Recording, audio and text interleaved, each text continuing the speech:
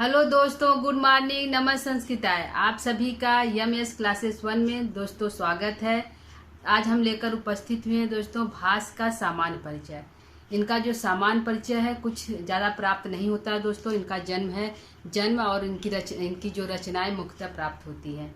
और इनकी जो रचनाएं हैं, जो भास है, यह नाटककार हैं। इन्होंने मुख्यतः कुल 13 नाटक लिखे हैं। कितने नाटक लिखे हैं? 13 नाटक लिखे हैं। और इन 13 नाटकों को जो टी गणपति शास्त्री हैं, उन्होंने भास नाटक चक्रम करके एक ग्रंथ में उस 13 नाटक को समाहित किया है।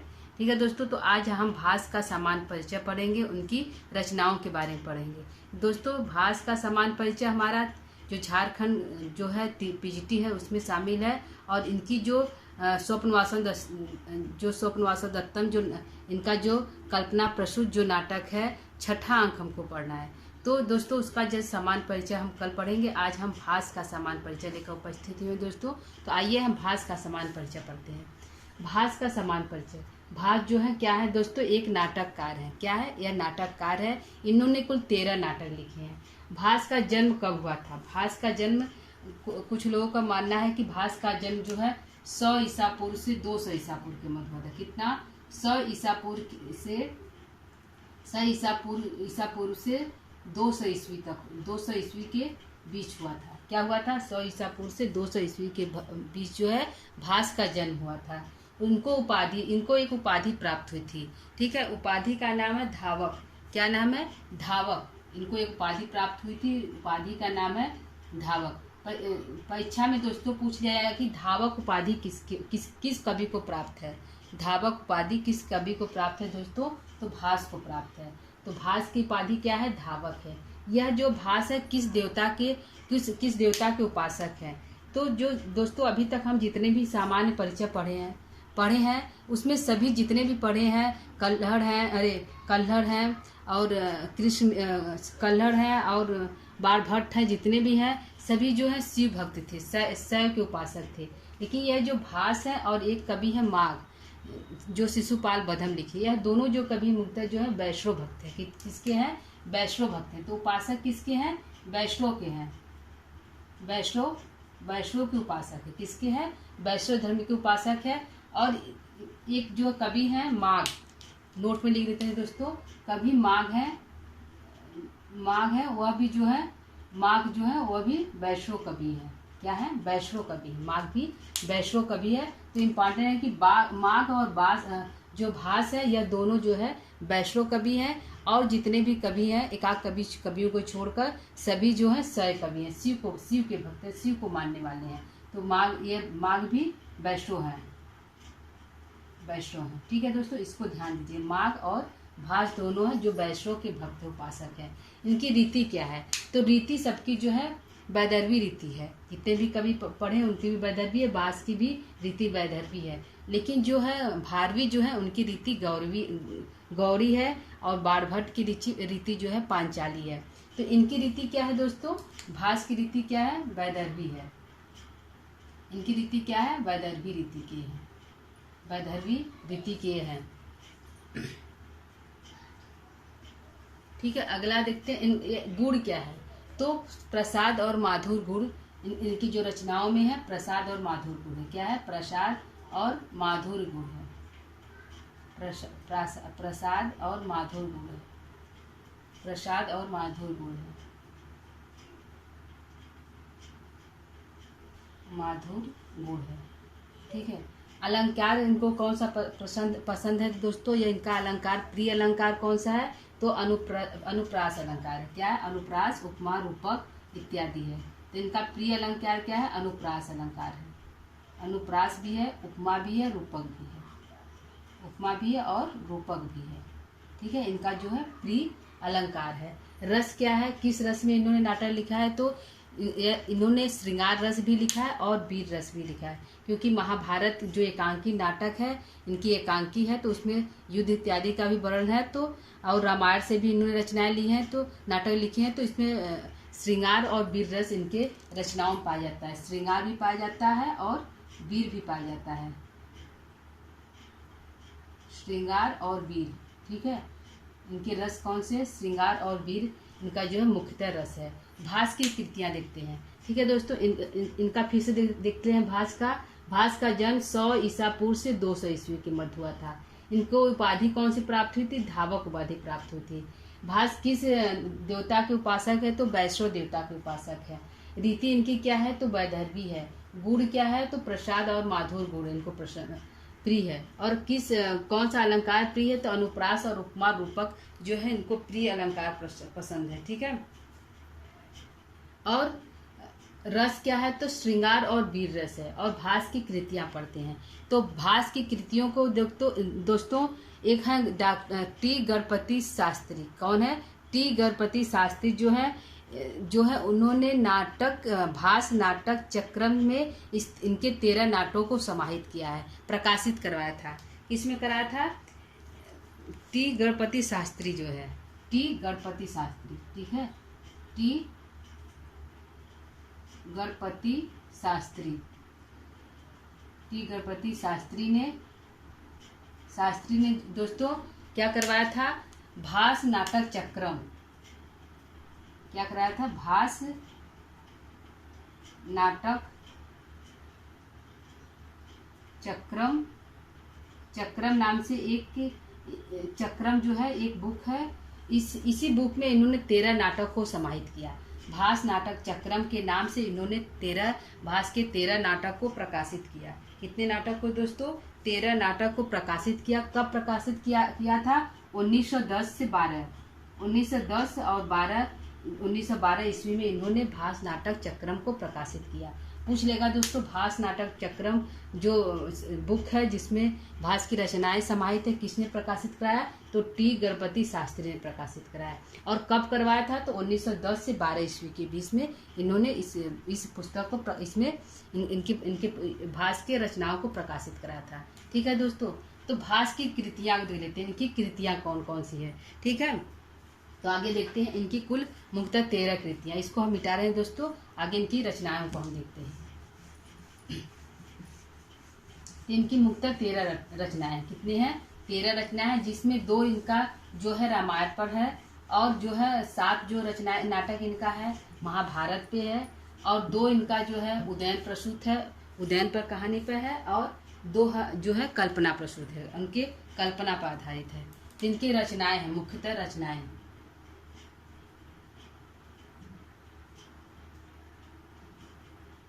भास की रचनाएं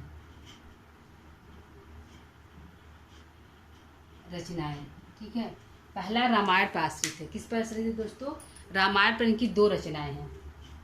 पहला जो है रामायण पर आश्रित 2 रचनाएं हैं। कुल 13 रचनाएं। कितना है? कुल 13 नाटक है। 13 नाटक है, जिसमें से पहला जो है 13 नाटक को 4 भागों में बांटा गया है। क्या बांटा गया है? 13 नाटक को 4 भागों में बांटा गया है। 4 भागों में बांटा गया है। तो पहला जो भाग है तो रामायण मूलक है। क्या है? रामायण मूलक नाटक है। पहला जो है रामायण मूलक नाटक है। इसमें 2 नाटक है। रामायण मूलक नाटक कितने हैं दोस्तों? तो 2 हैं। कितने हैं? 2 हैं। 2 नाटक रामायण मूलक मिलते हैं। 2 नाटक है। पहला कौन सा है? तो पहला है हमारा अभिमारक। क्या है दोस्तों? पहला है अभिषेक नाटकम। क्या दोस्तों? अभिषेक नाटक।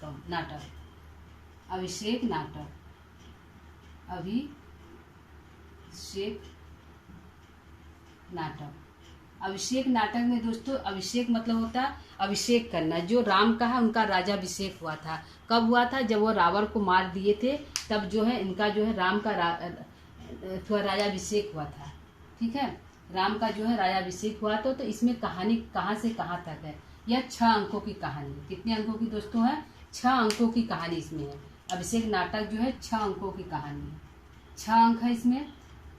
6 अंकों की कहानी है, नाटक है। 6 अंकों की नाटक है। इसमें कहानी कहाँ कहाँ सी है? तो इसमें जो किष्किंधा कांड से लेकर लंका कांड तक का वर्णन है। कहाँ से है? किष्किंधा कांड से लेकर किष्किंधा कांड से लेकर किष्किंधा कांड से लंका कांड तक। क्या है? लंका कांड तक का वर्णन है। क्या है?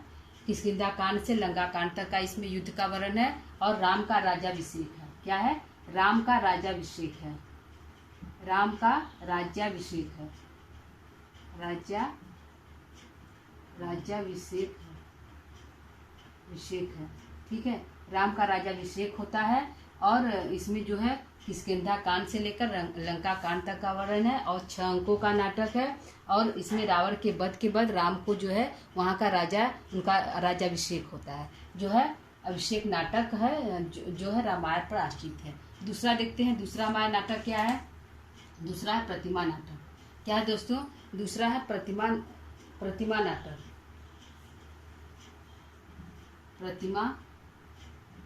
प्रतिमा नाटक यह कितने अंकों का है दोस्तों? यह 7 अंकों का है। प्रतिमा नाटक कितने अंकों का है? 7 अंकों का है। कितने अंकों का है दोस्तों? प्रतिमा नाटक जो है 7 अंकों का है। इसमें राम के जीवन का वर्णन है, संपूर्ण राम के जीवन का वर्णन है। 7 अंकों का नाटक है। अंक कितना है दोस्तों? यह इम्पॉर्टेंट है, अंक पूछ सकता है। कितने अंक है अभिषेक नाटक में, कितने अंक है प्रतिमा नाटक में? तो 7 अंकों का नाटक है। 7 अंकों का नाटक ये है। इसमें राम के संपूर्ण जीवन का वर्णन है। राम के जीवन का वर्णन है। राम के जीवन का वर्णन है। जीवन का वर्णन है। यह जो है 2 नाटक इनका जो है रामायण पर आश्रित है। कौन कौन दोस्तों? अभिषेक नाटक, प्रतिमा नाटक। अभिषेक नाटक 6 अंकों का नाटक है। किष्किंधा कांड से लेकर लंका कांड तक का वर्णन है और राम का राज्याभिषेक होता है। और जो है प्रतिमा नाटक है 7 अंकों का नाटक है। यह राम की जीवन, इसमें राम की जीवन का वर्णन है, संपूर्ण जीवन का इसमें वर्णन है प्रतिमा नाटक में। ठीक है, आइए देखते हैं रामायण महाभारत पर आश्रित नाटक। क्या है? महाभारत पर आश्रित नाटक। दूसरा क्या है? महाभारत पर आश्रित नाटक।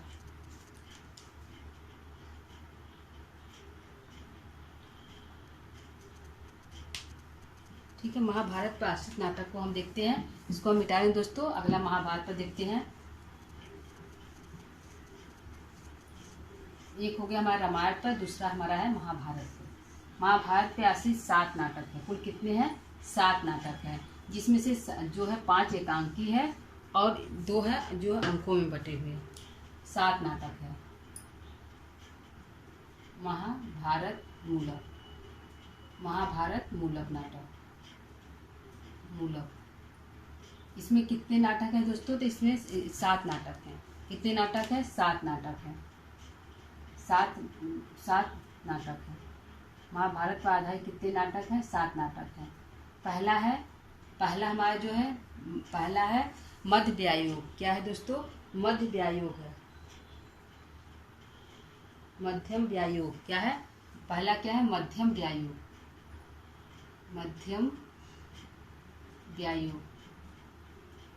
इसमें यह क्या है दोस्तों? एकांकी है। क्या है? मध्यम व्यायोग एकांकी है। एकांकी नाटक, इनकी जो 5 नाटक है महाभारत पर 5 नाटक एकांकी है दोस्तों। तो मध्यम व्यायोग क्या है? एकांकी। यह एक एकांकी है। यह एक एकांकी है। यह एकांकी है। एकांकी नाटक है। क्या है दोस्तों? एकांकी नाटक है। और यह किस पर आधारित है? इसमें कहानी क्या है दोस्तों? इसमें जो है पांडवों के तीसरे भाई यानी भीम का पुत्र घटोत्कच जो होता है, भीम का पुत्र घटोत्कच, भीम का पुत्र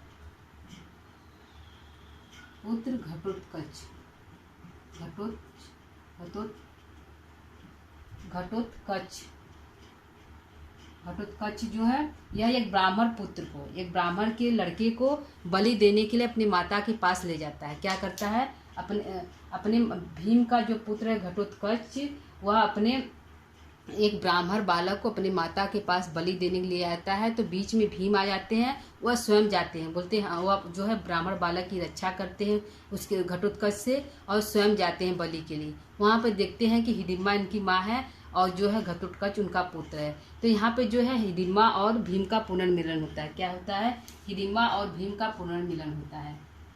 भीम और हिडिम्बा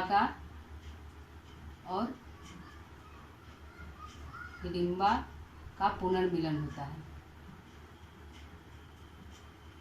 पुनर्मिलन होता है। क्या था दोस्तों? भीम और हिडिम्बा का पुनर्मिलन होता है मध्य व्यायोग में। मध्यम व्यायोग में जो है इनका मिलन होता है। व्यायोग, मध्यम व्यायोग, ठीक है। इसमें जो है मिलन होता है भीम और हिडिम्बा का, ठीक है। दूसरा हम देखते हैं, दूसरा हमारा नाटक क्या है? दूसरा हमारा में एकांकी है दूत वाक्यम। क्या है? दूसरा है दूत वाक्यम। इसमें जो है श्री कृष्ण जो है दूत बनकर वाक्यम, इसमें जो है श्री कृष्ण जो है दूत बनकर जाते हैं। कहाँ दूत बनकर जाते हैं? दुर्योधन के पास जाते हैं। वह दुर्योधन के पास दूत बनकर जाते हैं और उनसे जो है 5 गांव, पांडवों के लिए 5 गांव मांगते हैं कि आप 5 गांव दे दीजिए, युद्ध नहीं होगा। लेकिन दुर्योधन नहीं मानता है और वह बोलता है कि हम 5 गांव नहीं देंगे, हम सुई की नोक के बराबर भी भूमि पांडवों को नहीं देंगे। जिससे युद्ध होता है तो दूत बनकर जो जाते हैं, इसमें दूत की भूमिका है। तो श्री कृष्ण दूत बनकर दुर्योधन के पास जाते हैं। यह भी एक एकांकी है। क्या है दोस्तों? यह भी एकांकी नाटक है। यह एकांकी नाटक है।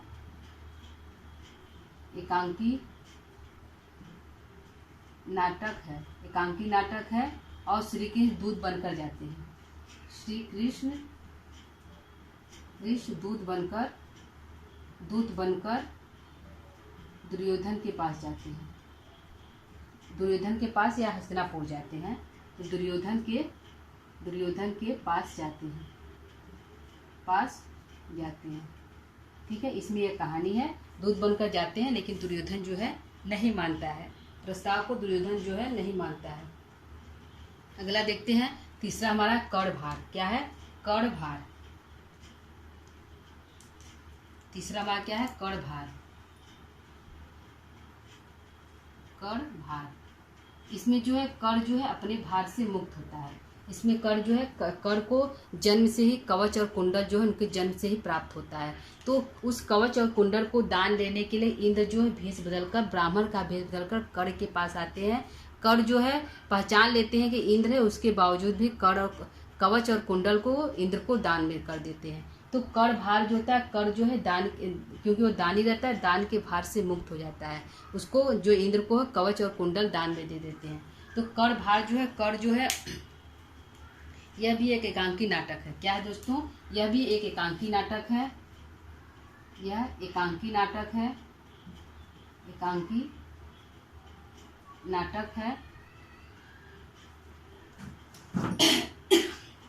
नाटक है। इसमें ब्राह्मण भेषधारी इंद्र को कवच और कुंडल दान देते हैं। ब्राह्मण भेषधारी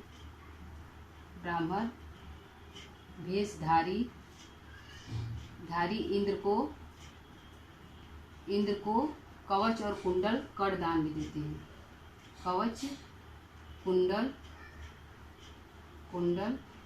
दान में देते हैं। कवच कुंडल दान में देते हैं। तो इंद्र जो है ब्राह्मण का भेष धारण करके जो है छलने के लिए कर्ण के पास आते हैं। कर्ण पहचान जाते हैं कि यह इंद्र है, वह इसके बावजूद भी कवच और कुंडल को दान में दे देते हैं, ठीक है। तो कर्ण जो है अपने इस भार से मुक्त हो जाता है। यह एकांकी नाटक है, ठीक है। 3 नाटक हो गए दोस्तों। तीनों हमारा जो है महाभारत पर आश्रित है और तीनों एकांकी है। अगला हम देखते हैं चौथा नाटक एकांकी क्या है दोस्तों। चौथा एकांकी क्या है, आगे हम इसको डिलीट कर मिटाएंगे दोस्तों। उसके बाद हम चौथा इनका देखते हैं महाभारत पर आश्रित, ठीक है। चौथा हमारा जो है पहला हो गया मध्यम व्यायोग, दूसरा दूत वाक्यम, तीसरा हो गया कर्णभार, चौथा है घटोत्कच, दूत घटोत्कच।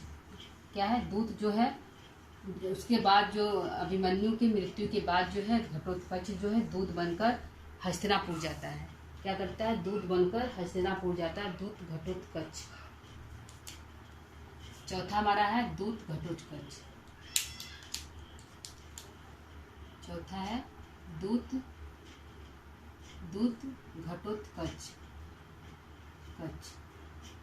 इसमें जो है अब यह भी एकांकी है। क्या है? यह एकांकी नाटक है। यह एकांकी नाटक है। एकांकी नाटक है। एकांकी नाटक है। इसमें अभिमन्यु की मृत्यु के बाद जो है घटोत्कच दूत बनकर जाता है। घटोत्कच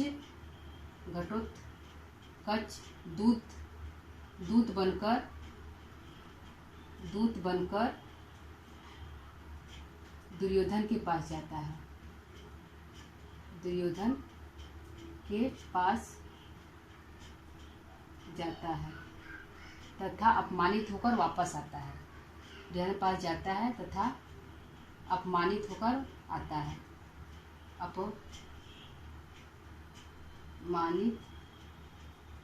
मानित होकर वापस आता है।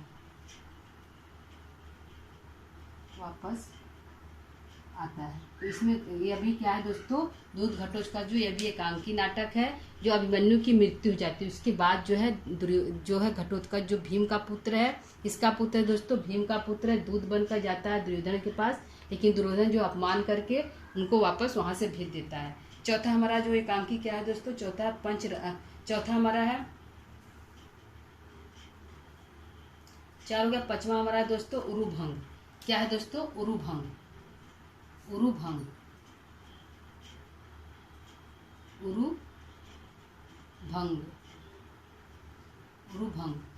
चौथा क्या है दोस्तों? 5वां हमारा क्या है? उरुभंग है। यह भी एकांकी है। क्या है दोस्तों? यह भी एकांकी नाटक है। क्या है? एकांकी नाटक है। यह एकांकी है क्योंकि 5 हमारे एकांकी है दोस्तों, इसलिए इसको हम क्रम से लिए हैं। एकांकी नाटक है। इसमें जो है द्रौपदी की अपमान, जब वहाँ पे जब द्रुत क्रिया होती, जुआ होता है, वहाँ पे द्रौपदी का बहुत अधिक अपमान हुआ होता है। तो भीम वहाँ पे प्रतिज्ञा लेते हैं कि हम दुर्योधन के जांग को तोड़ेंगे। तो इसमें जो है भीम जो है दुर्योधन के जांग को तोड़ते हैं और दुर्योधन की मृत्यु हो जाती है। तो भीम द्वारा दुर्योधन के जांग की तोड़ने की जो है नाटक इसमें है, कहानी है। क्या है? भीम द्वारा दुर्योधन की जांग की तोड़ने की कथा है। एकांकी नाटक है। भीम द्वारा दुर्योधन की जांग की तोड़ने की, दुर्योधन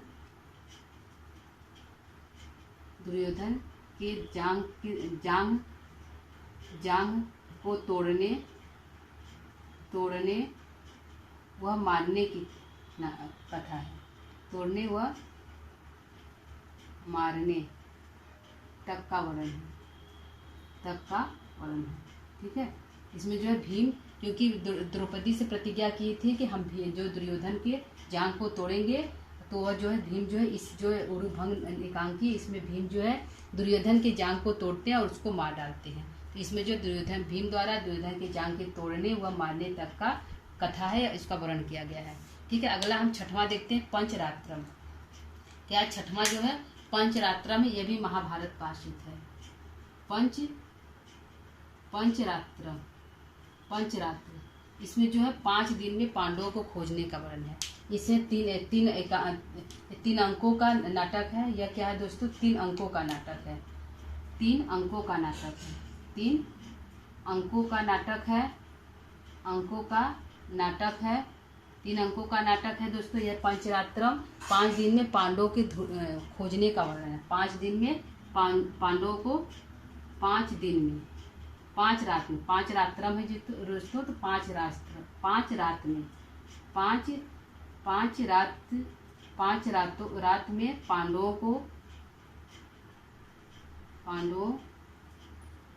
के ढूंढने का वर्णन है।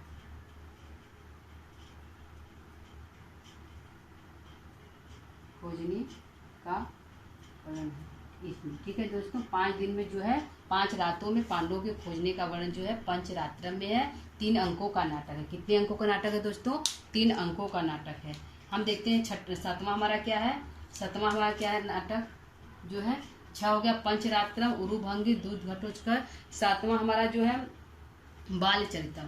क्या है दोस्तों? बालचरितम। यह भी महाभारत से लिया गया है। बालचरित, इसमें श्री कृष्ण के बाल जीवन का वर्णन है। क्या है? यह 5 अंकों का नाटक है। क्या है? 5 अंकों का नाटक है। 5 अंकों का नाटक है। अंकों का नाटक, 5 अंकों का नाटक है और इसमें श्री कृष्ण के जन्म से लेकर कंस वध का तक का वर्णन है। श्री कृष्ण के जन्म से लेकर, श्री कृष्ण के जन्म से लेकर जन्म से वह कंस वध तक का वर्णन है। कंस वध तक का वर्णन है, ठीक है। यह जो हो गया महाभारत पे 7 नाटक है। पूछेगा दोस्तों महाभारत पे कितने नाटक है भास के प्राप्त होते हैं, तो 7 नाटक प्राप्त होते हैं, जिनमें से 5 एकांकी है और पंचरात्रम को 3 अंकों में घटा गया, बाल चरितम को 5 अंकों में। यहाँ पर ध्यान दें, पंचरात्रम तो 3 अंक, बाल चरितम को 5, उल्टा पंचरात्रम को 3 अंक में, ये ध्यान दीजिएगा, ठीक है। आगे हम देखते हैं जो है उदयन मूलक कथा क्या है। अगला हमारा है 2 है, क्योंकि 4 भागों में 13 नाटक है, 4 भागों में बटा है, तो महाभारत और रामायण तो हो गया। अगला देखते हैं उदयन मूलक नाटक। उदयन मूलक कितने कौन है, तो चारुदत्त है और स्वप्नवास दत्तम है। क्या है दोस्तों, उदयन मूलक है चारुदत्त और स्वप्नवास दत्त।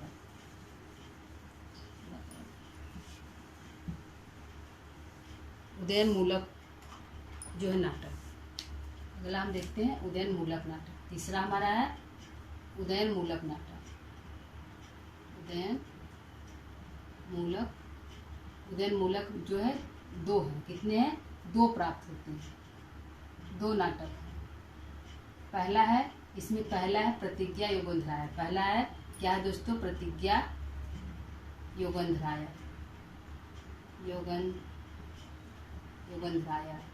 प्रतिज्ञा योगंधराय। दूसरा है स्वप्नवास दत्तम। दूसरा क्या है दोस्तों, स्वप्नवास दत्तम,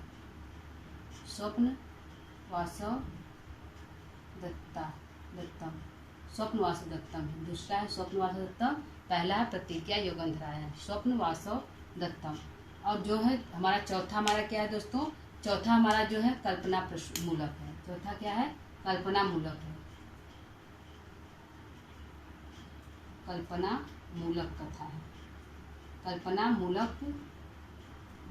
कल्पना मूलक कितने हैं, तो 2 हैं, 2 नाटक है। कितने नाटक हैं, 2 नाटक है। कल्पना मूलक भी 2 है और उदयन मूलक भी 2 है, जिनमें से पहला है हमारा चारुदत्त,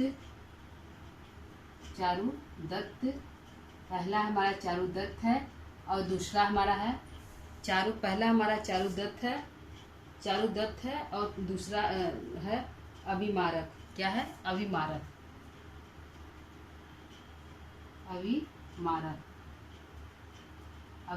है। पहला हमारा चारुदत्त है, दूसरा अभिमारक है। तो प्रतिज्ञा योगंधराय में, इसमें जो योगंधराय प्रतिज्ञा करता है कि जो आरूढ़ी है उसको पराजित करेगा और उसको पराजित करेगा, जिससे वो जो वासवदत्ता है उसको मिला लेता है। दोनों जो है मिलकर जो है नाटक करते हैं मृत्यु का, ठीक है। और स्वप्न जो प्रतिज्ञा योगंधराय है, इसकी पूर्व पहली रचना है, दूसरा जो है स्वप्नवास दत्तम है, ठीक। और कल्पना प्रसूत है चारुदत्त है। इसमें चारुदत्त और जो है बसंत सेना का प्रेम कथा है। किसका है, चारुदत्त और बसंत सेना की प्रेम कथा है। चारुदत्त और बसंत सेना का प्रेम कथा है, प्रेम कथा है। बसंत सेना क्या है, तो यह एक गणिका या वेश्या है। बसंत सेना क्या है, गणिका या वेश्या है, ठीक है। अभिमारक नायक है, अभिमारक नायक है। अभिमारक और कुरंगी, अभिमारक नायक है और कुरंगी जो है नायिका है। अभिमारक और कुरंगी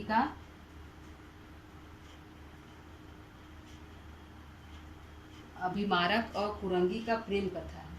अभिमारक और कुरंगी का प्रेम कथा है, प्रेम कथा है। इसमें दोनों का प्रेम चलता है और इसमें वासवदत्ता और चारुदत्त और बसंत सेना का प्रेम चलता है। इसमें उदयन और वासवदत्ता